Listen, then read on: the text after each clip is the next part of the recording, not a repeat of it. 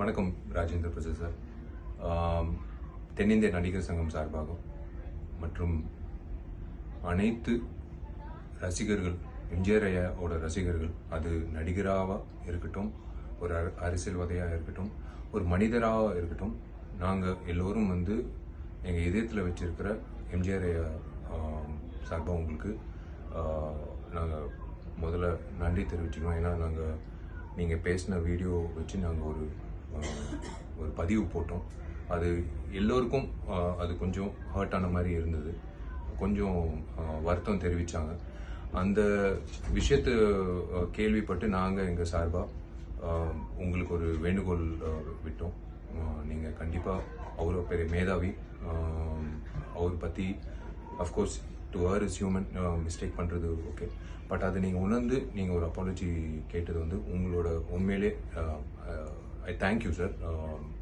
It's really very, very nice and sweet of you to understand and to seek an apology.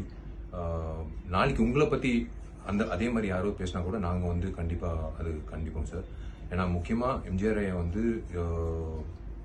எல்லோருக்கும் நாங்கள் இந்த ஜென்ரேஷனாக இருக்கலாம், ஆனால் எல்லோரும் அவங்களோட பயணித்த நிறைய பிரமுகர்கள், சைதை துரைசாமி சார் ஆகட்டும், எல்லாரும் வருத்தப்பட்டாங்க. அதே சமயத்தில் நீங்கள் அந்த வீடியோ பதிவு வெளியிடும் போது எல்லாரும் சந்தோஷப்பட்டாங்க.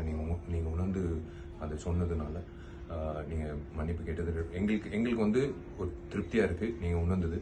It's really sweet of you, sir, to understand all of us, all our sentiments, and on behalf of everyone, there are so many fans. Still some people think that he's alive.